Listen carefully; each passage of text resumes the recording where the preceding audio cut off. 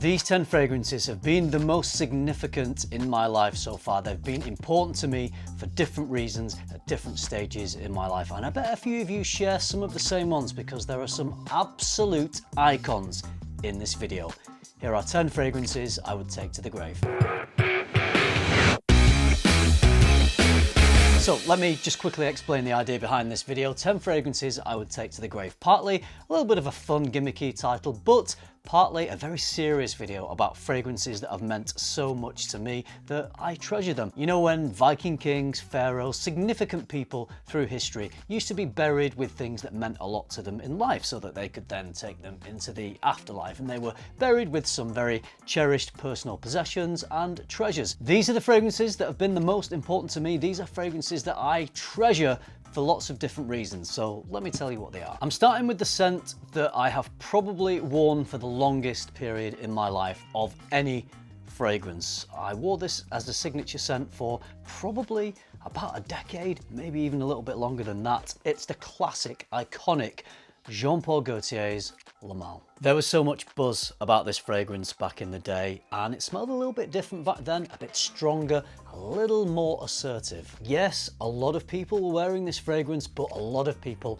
loved this fragrance. I feel like going out wearing this fragrance was a little bit of a badge of honor. It was held in such high regard. Most people loved it. Ladies loved it, which as a young man, obviously was an appealing factor to me. So I see this fragrance as a bit of a coming of age sort of scent, because that was a very significant and pivotal time in my life. I was going off to university, I was going out a lot, I was meeting a lot of new people, I was discovering myself a little bit, and all that is tied in to this scent. And because that was a very important, significant time in my life, this fragrance means a lot to me. It's coming to the grave. This one is one of my favorite designer fragrances of all time. I've loved this for probably getting on a decade now. Viktor and Rolf's Spicebomb Extreme. Not only do I adore this vanilla, chai latte-like spicy tobacco fragrance, but again, this is tied into some great memories for me. I just started this channel back in 2017. I'd been watching a lot of Jeremy fragrance, and this is a scent that he'd mentioned a lot, and he used to get girls in his videos and they would always say that they loved this fragrance. It was this one and Sauvage. They were on my hit list. I needed fragrances to review, I needed fragrances to talk about on this channel, so I bought Sauvage and Spicebomb Extreme at the same time. So the smell of this is just all tied into those exciting times, those initial nerves of turning on the camera, which was a phone at first, and talking about fragrances. The smell of this reminds me of that, and obviously I've had some great times with this channel over the years. I've been places, I've met people, I've had some incredible experiences, and all that would not be possible if I'd have not started this channel, and the smell of this is tied in to that. And aside from all that, this is just an incredible scent. Back in about 2016, 2017, I hadn't started this channel yet. A friend of mine, Ben, if you're watching, thanks for starting my passion in fragrances. He was wearing this scent a lot. I feel like it was his signature scent for a long period of time, and every time he wore it, we could not believe how good he smelled. So eventually, after maybe a little bit of gatekeeping, he told me what the fragrance was, and it was Tom Ford's Oud Wood. Smelling this on Ben made me think I needed to up my fragrance game. I'd been wearing a lot of the same fragrances for a lot of the years. I thought it was time to just step things up a level, spend a little bit more money on a fragrance. And yes, this fragrance did cost a little bit more money. If you've subscribed to my channel for a few years, you'll have heard this story before, but I was at Faro Airport in Portugal. On Ben's recommendation, I decided to spray this on my hand, and the plane journey all the way home, I could not get over how good this fragrance smelled. It blew my mind. I immediately bought a bottle, and the smell of this is so powerful to me because it stirs the emotions that I had in those early days of really starting to get into fragrances and starting to think about starting this channel. So Oud Wood, it smells fantastic, means a lot to me. It's coming to the grave.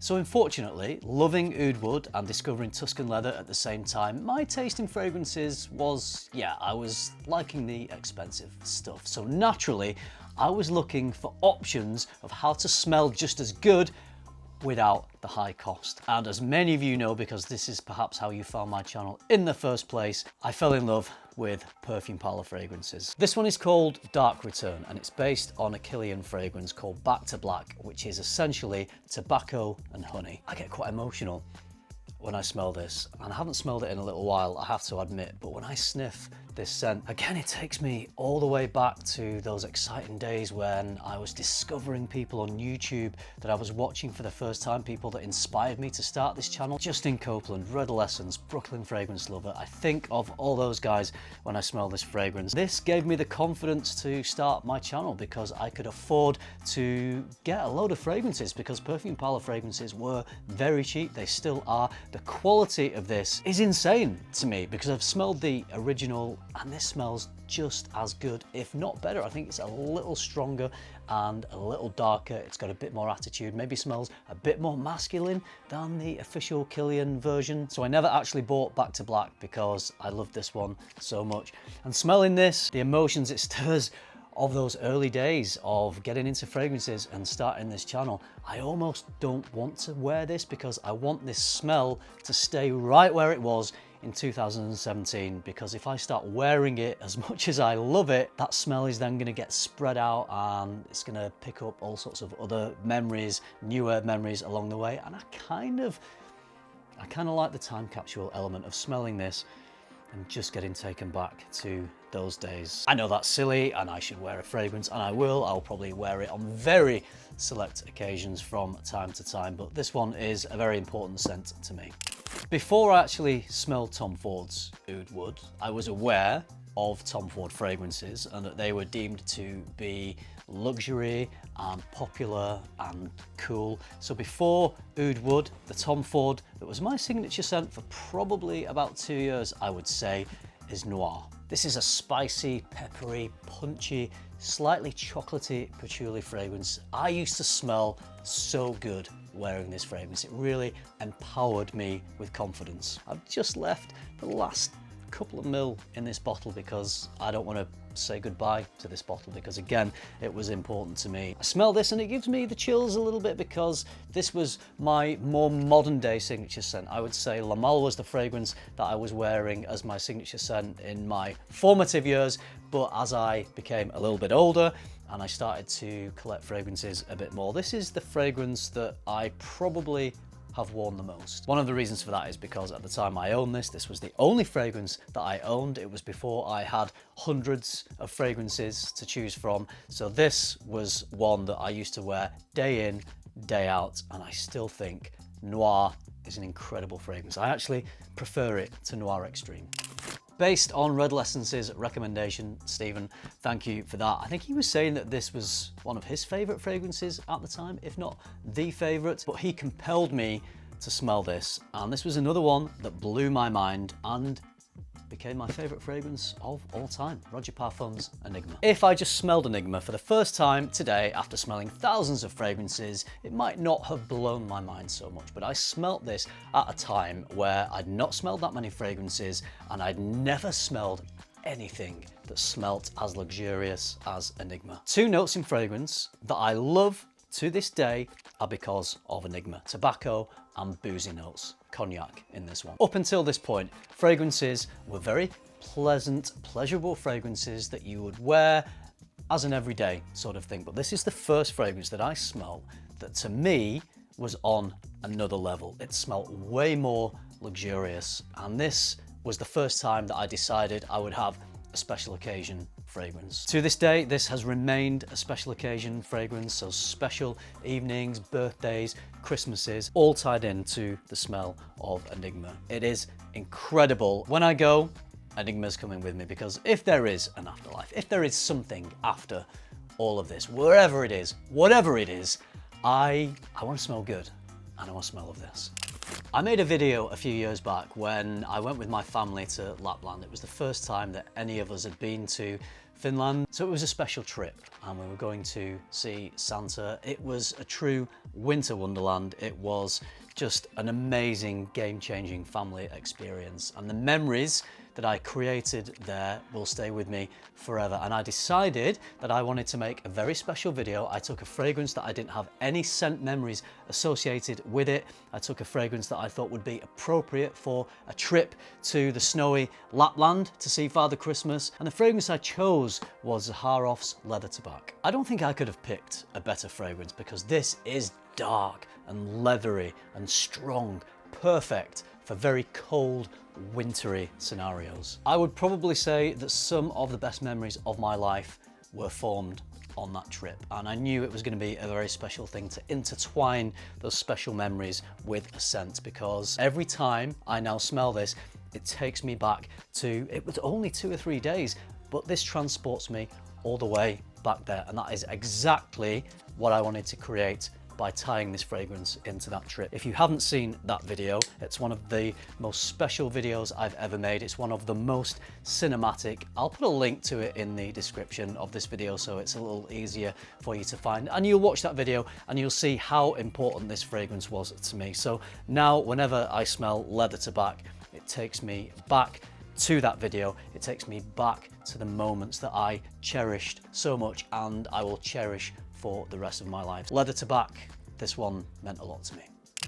I've talked about a couple of signature scents I had in this video. It's been increasingly difficult to find a fragrance that I would say is a signature scent for me as I've been collecting, as I've been doing this channel, because there are hundreds, if not thousands, to choose from. But this one has stood out over the last few years as a scent that I would say at the moment is probably the closest to a signature scent that I have. Reflection 45 from Amouage. I think the reason that this is so wearable for me is it ticks a few boxes that matter to me when wearing a fragrance. It's strong, it's elevated, it's luxurious, but it is very wearable and very likable, pretty mass appealing too. Many people say that the original version of this fragrance, Reflection Man, bears some similarities or has some connections to Jean-Paul Gaultier's La Malle, which I love and I've already mentioned has been a signature scent for me. So I love the original Reflection Man and definitely would remind me of La Malle, but this still has a little bit of that La Malle Reflection Man smell to it, but it's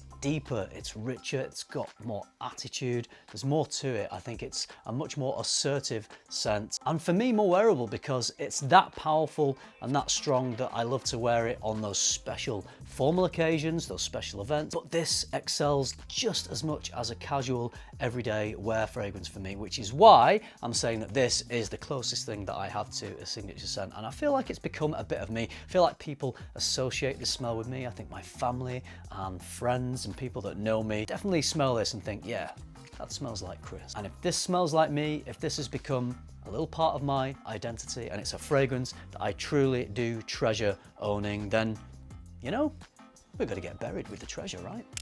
Another massively important fragrance to me was the first time that I worked directly with a perfumer to create a fragrance. If you know, you know. If you don't know, let me tell you, it's called Smolder from Terence Hughes. This is a smoky tobacco fragrance. It's reminiscent of those sweet, smoky embers on a fire, but also it's got so much power and depth and attitude that it is the olfactory equivalent of that smouldering look. When Aaron created this fragrance, he created something that was very much for me. This was so different and still is very different to anything else that he's created. I would say that it is along the lines of a luxurious Roja Parfums fragrance. Doesn't smell anything like Enigma. If you smelt this, you'll know that. But it meant a lot to me that Aaron didn't just create a fragrance that was going to be part of his catalogue, of his collection. He created a fragrance for me, and honestly the thought popped into my head that, shall I just keep this for me and gatekeep it, and then no one else in the world can smell like this? It will only be me. But then we had decided to create it to sell to you guys, so we made about 1,000 bottles, I think, and it sold out pretty quickly and it hasn't been available again since. Maybe it will further down the line. I'll have to talk to Aaron about that. There might be a sequel to this that has been in the pipeline now for a few years. I know many of you are asking. That is still in the pipeline. It hasn't yet materialized, but hopefully at some point in the future it will. So maybe a return for Smolder, maybe a sequel to Smolder. Because this was my first collaboration with a perfumer, with my friend Aaron, because this was made for me, it's very special. Finally, now this one might surprise a few of you because compared to some of the insanely amazing fragrances I've mentioned so far in this video, this is the one that I've put at the top because this fragrance is the one that ignited my passion for smelling good before any other. This even predates Le Mal, Davidoff's Cool Water. What an incredible, iconic scent from Pierre Bourdon. It's a little bit green, it's a little bit aquatic. This was an absolute game changer when it came out. I think it was about 15 and we were on holiday in Cyprus and my sister was going crazy over the aftershave that the Cypriot waiters were wearing. I saw the effect this fragrance had on her and I thought there must be a lot of other women in the world that love this fragrance just as much as my sister, and I wanted to find out. So I bought myself a bottle of Cool Water, and you know what?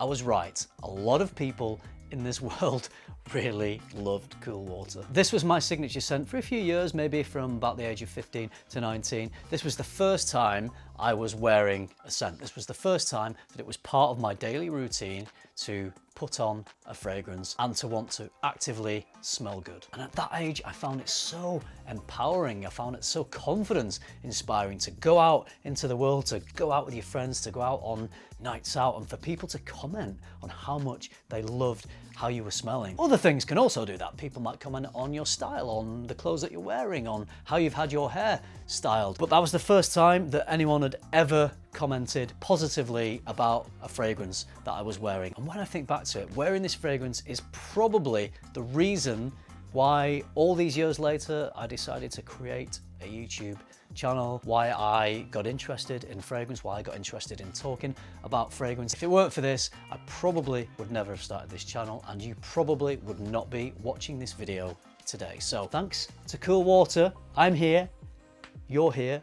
This was the most important fragrance in my life. This is the one that started it all. Before making videos was a thing, before collecting fragrances was a thing, this was just purely about me as an individual falling in love with a fragrance and wanting to smell good. It was the spark, it ignited the passion for so much that has enriched my life since wearing and discovering this fragrance, which is why it is so significant in my life. I am sure that many of you watching this video will have similar stories about a lot of these fragrances. Let me know if any of the ones that I've spoken about are significant to you and have been important in your life. If I've not mentioned certain fragrances, I would love to know which ones you would like to take to the grave. Which fragrances through your life so far have you treasured so much? Fragrances that have meant so much to you, fragrances that are intertwined with memories and emotions, and that is a very powerful thing. Let me know which fragrances are the ones